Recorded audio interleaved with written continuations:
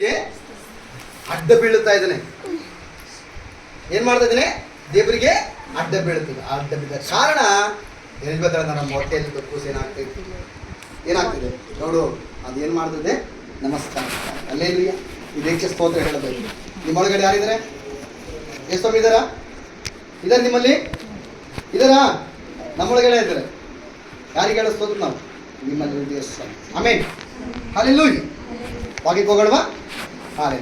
ಧರ್ಮೋಪದೇಶ ಕಾಂಡ 28ನೇ ಅಧ್ಯಾಯ ಅದ್ರ 1ನೇ ವಾಕ್ಯ. ಧರ್ಮೋಪದೇಶ ಕಾಂಡ 28ನೇ ಅಧ್ಯಾಯ 1ನೇ ವಾಕ್ಯ. ಬೇಗ ಯಾರಾದ್ರು?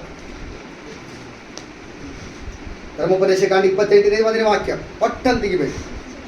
1ನೇ ವಾಕ್ಯ ಬೇಗ ಓದ್ಕೊಳ್ಳಿ. ವಾಕ್ಯಕ್ಕೆ ಹೋಗೋಣ ಬೇಗ. ನೀವು ನಿಮ್ಮ ದೇವರಾದ ಯೆಹೋವನ ಮಾತನ್ನು ಶ್ರದ್ಧೆಯಿಂದ ಕೇಳಿ, ನಾನು ಈಗ ನಿಮಗೆ ಬೋಧಿಸುವ ಆತನ ಆಜ್ಞೆಗಳನ್ನೆಲ್ಲ ಅನುಸರಿಸಿ ನಡೆದರೆ ಆತನು ಭೂಮಿಯ ಮೇಲೆ ಇರುವ ಎಲ್ಲ ಜನಾಂಗಗಳಿಗಿಂತಲೂ ನಿಮ್ಮನ್ನು ಉನ್ನತ ಸ್ಥಿತಿಗೆ ತರುವನು. ಹಲ್ಲೆಲೂಯಾ. ಇಲ್ಲಿ ವಾಕ್ಯ ಹೇಳ್ತದೆ, ನೀವು ನಿಮ್ಮ ದೇವರಾದ ಯೆಹೋವನ ಮಾತನ್ನು ಏನ್ ಮಾಡ್ಬೇಕಂತೆ? ಶ್ರದ್ಧೆಯಿಂದ ಕೇಳಿ. ಏನ್ ಮಾಡ್ಬೇಕಂತೆ? ನಿಮ್ಮ ದೇವರಾದ ಯೆಹೋವನ ಮಾತನ್ನು ಏನ್ ಮಾಡ್ಬೇಕಂತೆ? ಶ್ರದ್ಧೆಯಿಂದ ಕೇಳಬೇಕಂತೆ. ಇಲ್ಲಿ ಇವತ್ತು ಇದಕ್ಕೆ ನಾನು ಕೊಟ್ಟಿರುವಂತ ಶಿರೋನಾಮ ಏನಂದ್ರೆ, ದೇವರ ಮಾತನ್ನು ಕೇಳುವಂಥದ್ದು ಮತ್ತು ಅದರ ಹಾಗೆ ನಡೆದರೆ ಆಶೀರ್ವಾದ. ಹಲ್ಲೆಲೂಯಾ. ದೇವರ ಮಾತನ್ನು ಕೇಳಿ ಅದರ ಹಾಗೆ ನಡೆದ್ರೆ ಏನಾಗುತ್ತೆ? ಆಶೀರ್ವಾದ ಬರುತ್ತೆ. ಇವತ್ತು ಎಷ್ಟೋ ಜನ ಏನು ಮಾಡ್ತಿದ್ರೆ, ವಾಕ್ಯವನ್ನು ಕೇಳ್ತಾ ಇದ್ರೆ, ಸಭೆಗೆ ಹೋಗ್ತೀವಿ, ಪ್ರಸಂಗವನ್ನು ಕೇಳ್ತೀವಿ, ಅಲ್ಲಿಗೆ ಕೇಳಿ ಅಲ್ಲಿಗೆ ನಾವು ಬಿಟ್ಟು ಬರ್ತಾ ಇದ್ದೇವೆ. ಆದ್ರೆ ಬೈಬಲ್ ವಾಕ್ಯ ಹೇಳುತ್ತೆ, ನಿಮ್ಮ ದೇವರದ ಯೆಹೋವನ ಮಾತನ್ನ ಶ್ರದ್ಧೆಯಿಂದ ಕೇಳಿ ಅದರ ಹಾಗೆ ನೀವು ನಡೆಯೋದಾದ್ರೆ ನೀವು ಭೂಮಿಯಲ್ಲಿ ಮೇಲಿರುವಂಥ ಎಲ್ಲ ಜನಾಂಗಗಳಿಗಿಂತ ಉನ್ನತ ಸ್ಥಿತಿಗೆ ನಿಮ್ಮನ್ನು ಏನ್ ಮಾಡ್ತಾನೆ? ದೇವರು ಕರ ತರ್ತಾನೆ. ಹಲ್ಲೆಲೂಯಾ. ಇವತ್ತು ನಾವು ತಿಳ್ಕೋಬೇಕು, ದೇವರ ಮಾತನ್ನು ಕೇಳೋದ್ರಿಂದ ನಮಗೆ ಪ್ರಯೋಜನ, ಆಶೀರ್ವಾದವೇನು? ದೇವರ ಮಗುವೆ, ಯಾವಾಗ ದೇವರ ಮಾತನ್ನು ಕೇಳ್ತೀವೋ ಅದರ ಹಾಗೆ ನಡೀಲಿಕ್ಕೆ ನಾವು ಇಷ್ಟಪಡ್ತೀವೋ, ದೇವರ ವಾಕ್ಯಗಳು ನಮ್ಮಲ್ಲಿ ಕಾರ್ಯರೂಪದಾಗಿ ನಮ್ಮನ್ನು ಆಶೀರ್ವದಿಸಲ್ಪಡಲಿಕ್ಕೆ ಏನಾಗ್ತವೆ? ಅದು ಶಕ್ತವಾಗಿ ಮಾರಲ್ಪಡ್ತಾ ಇದೆ. ದೇವರ ಮಗುವೆ, ಯಾವಾಗ ಅಬ್ರಹಾಮನು ತನ್ನ ತಂದೆಯ ವಿಗ್ರಹಗಳನ್ನು ಮಾಡ್ತಾ ಇರುವಂತ ವೇಳೆಯಲ್ಲಿ ದೇವರು ಅಬ್ರಹಾಮನಿಗೆ ಮಾತಾಡ್ತಿದ್ರೆ, ಅಬ್ರಹಾಮನೇ ನೀನು ಇಲ್ಲಿರುವುದು ಬೇಡ, ನಿನ್ನ ತಂದೆಯ ಮನೆಯನ್ನು ಬಿಟ್ಟು, ಸ್ವದೇಶವನ್ನು ಬಿಟ್ಟು, ಬಂಧು ಮಿತ್ರರನ್ನು ಬಿಟ್ಟು ನಾನು ತೋರಿಸುವಂತ ಸ್ಥಳಕ್ಕೆ ನೀನು ಹೋಗು ಅಂತ ಹೇಳಿದಾಗ ಅಬ್ರಹಾಮನು ದೇವರ ಮಾತನ್ನು ಕೇಳ್ತಾ ಇದ್ದ. ದೇವರ ಮಗುವೆ, ಯಾವಾಗ ದೇವರ ಮಾತನ್ನ ಕೇಳಿದ್ನೋ ದೇವರು ಏನ್ ಹೇಳಿದ್ರು ಅದೇ ರೀತಿಯಾಗಿ ಅವನು ನಡೀತಾ ಇದೆ. ಹಲ್ಲೆಲೂಯಾ. ಇವತ್ತು ದೇವರ ವಾಕ್ಯವನ್ನ ಕೇಳುವಂಥದ್ದು ಮಾತ್ರವಲ್ಲ ದೇವರ ಮಗುವೆ, ವಾಕ್ಯದ ಪ್ರಕಾರವಾಗಿ ನಾವು ನಡೆಯೋದಕ್ಕೆ ಇಷ್ಟಪಡಬೇಕು. ಇವತ್ತು ದೇವರ ಮಕ್ಕಳ ಬಾಧ್ಯತೆ ಏನಂದ್ರೆ, ದೇವರ ವಾಕ್ಯವನ್ನು ಕೇಳಿ ವಾಕ್ಯದ ಪ್ರಕಾರವಾಗಿ ಜೀವನ ಮಾಡುವಂಥದ್ದು. ಇವತ್ತೆಷ್ಟೋ ಜನ ವಾಕ್ಯವನ್ನು ಕೇಳ್ತಾ ಇದ್ರೆ ವಾಕ್ಯದ ಪ್ರಕಾರ ಜೀವನ ಮಾಡ್ತಾ ಇಲ್ಲ. ಇವತ್ತು ದೇವರ ಆಶೀರ್ವಾದ ಯಾಕೆ ನಮ್ಮನ್ನ ಕೈ ತಪ್ಪಿ ಹೋಗ್ತಾ ಇದೆ? ಯಾಕೆ ದೇವರ ಆಶೀರ್ವಾದ ನಮ್ಮನ್ನ ಬಿಟ್ಟು ಹೋಗ್ತಾ ಇದೆ ಅಂದ್ರೆ, ಇವತ್ತು ದೇವರ ವಾಕ್ಯವನ್ನ ಮೀರಿ ನಡೀತಾ ಇದ್ದಾರೆ.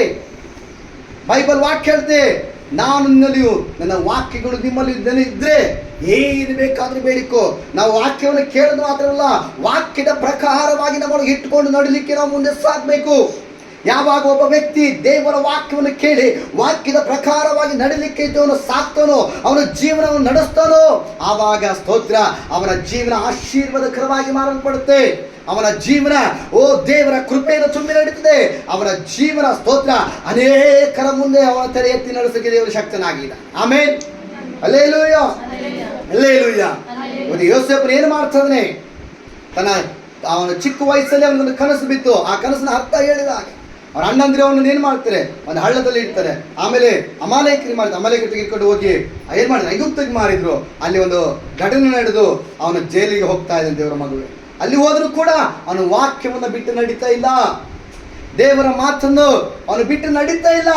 ಕಾರಣ, ವಾಕ್ಯದ ಪ್ರಕಾರ ನಡೆದ ಕಾರಣ ಅವನು ಇಡೀ ಐಗುಪ್ತ ದೇಶಕ್ಕೆ ಸರ್ವಾಧಿಕಾರಿಯಾಗಿ ಮಾರಲ್ಪಡ್ತಾ ಇದ್ದಾನೆ.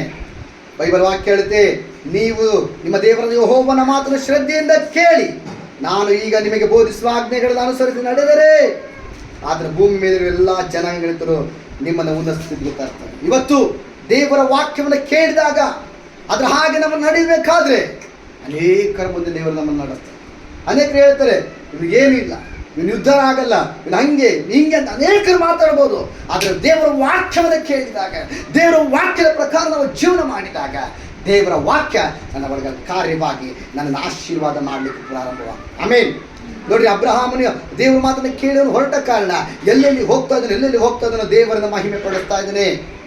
ಅವನು ಹೋದಂಗೆಲ್ಲ ಅವನ ಆಶೀರ್ವಾದ ನಿಧಿಯಾಗಿ ಮಾರಲ್ಪಟ್ಟನು. ಕಾರಣ ವಾಕ್ಯವನ್ನು ಕೈಕೊಂಡು ನಡೀತಾ ಇದ್ದಾನೆ, ದೇವರು ಹೇಳಿದ ಪ್ರಕಾರವಾಗಿ ನಡೀತಾ ಇದ್ದಾನೆ.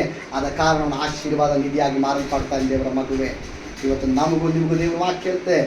ವಾಕ್ಯವನ್ನು ಕೇಳಿದ ಮಾತ್ರವಲ್ಲ, ನಡುವುದಕ್ಕೆ ಪ್ರಾರಂಭ ಮಾಡಿ. ಒಬ್ಬ ವ್ಯಕ್ತಿ ಯೇಸು ಕ್ರಿಸ್ತ ನಂಬಿದ ವ್ಯಕ್ತಿ ಅವನು ಮೊದಲು ತಿಳ್ಕೋಬೇಕಾಗಿದ್ದು ವಾಕ್ಯವನ್ನು ಕೇಳಿದ ಮಾತ್ರವಲ್ಲ, ವಾಕ್ಯದ ರೀತಿಯಾಗಿ ಜೀವನ ಮಾಡಿ. ಆಮೇನ್, ಹಲ್ಲೆಲೂಯ. ಇವತ್ತು ನಾವೇನು ಮಾಡ್ತೇವೆ, ಒಂದು ಸಂಡೇ ಆಗಿರ್ಬೋದು ಅಥವಾ ಒಂದು ಕೂಟವಾಗಿರ್ಬೋದು, ಇನ್ನೊಂದಾಗಿ ಮತ್ತೊಂದಾಗಿರ್ಬೋದು, ಹೋಗ್ತೇವೆ, ನಾವು ವಾಕ್ಯವನ್ನು ಕೇಳ್ತೇವೆ, ವಾಕ್ಯ ಚೆನ್ನಾಗಿತ್ತು ಹಂಗಿತ್ತು ಅಂತೇಳಿ ಏನು ಮಾಡ್ತೇವೆ, ವಾಕ್ಯವನ್ನು ಬಿಟ್ಟು ಬಿಡ್ತೇವೆ. ಆದರೆ ವಾಕ್ಯವನ್ನು ಮನಸ್ಸಲ್ಲಿ ಇಟ್ಟುಕೊಂಡು ಈ ವಾಕ್ಯ ಈ ರೀತಿ ಹೇಳ್ತಲ್ಲ ಅಂತೇಳಿ ಆ ವಾಕ್ಯದ ಪ್ರಕಾರ ನಡೆಯಬೇಕಾದ್ರೆ, ಪ್ರಾರ್ಥನೆ ಮಾಡಿ ನಮ್ಮ ಜೀವನವನ್ನು ಅದೇ ರೀತಿಯಾಗಿ ಅನುಸರಿಸಿ ನಡೆಯಬೇಕಾದ್ರೆ ದೇವರ ಆಶೀರ್ವಾದ ಕಾರ್ಯಗಳು, ದೇವರ ಅದ್ಭುತ ಕಾರ್ಯಗಳು, ದೇವರ ಮಹತ್ ಕಾರ್ಯಗಳು, ಸೂಚಕ ಕಾರ್ಯಗಳು ನಮ್ಮ ಜೀವನದಲ್ಲಿ ಆವರಿಸಿ ಅದರ ಆಶೀರ್ವಾದ ಕಾರ್ಯ ದೊಡ್ಡ ಮಟ್ಟಿಗೆ ನಮ್ಮ ನಡೆಸಲಿಕ್ಕೆ ಅದು ಶಕ್ತರಾಗಿದೆ. ಆಮೇನ್, ಹಲ್ಲೆಲೂಯ, ಹಲ್ಲೆಲೂಯ. ಇನ್ನೊಂದು ವಾಕ್ಯವನ್ನು ಓದ್ಕೊಳ್ಳೋಣ. ಯೆಹೋಶುವ ಪುಸ್ತಕ 1ನೇ ಅಧ್ಯಾಯ 7ನೇ ವಾಕ್ಯ. ಬೇಗ ಯೆಹೋಶುವ ಪುಸ್ತಕ 1ನೇ ಅಧ್ಯಾಯ 7ನೇ ವಾಕ್ಯ. ನನ್ನ ಸೇವಕನಾದ ಮೋಶೆ ನಿನಗೆ ಬೋಧಿಸಿದ ಧರ್ಮೋಪದೇಶವನ್ನೆಲ್ಲ ಕೈಕೊಂಡು ನಡೆಯುವುದರಲ್ಲಿ ಸ್ಥಿರಚಿತ್ತನಾಗಿರು, ಪೂರ್ಣ ಹೃದಯದಿಂದ ಅದನ್ನು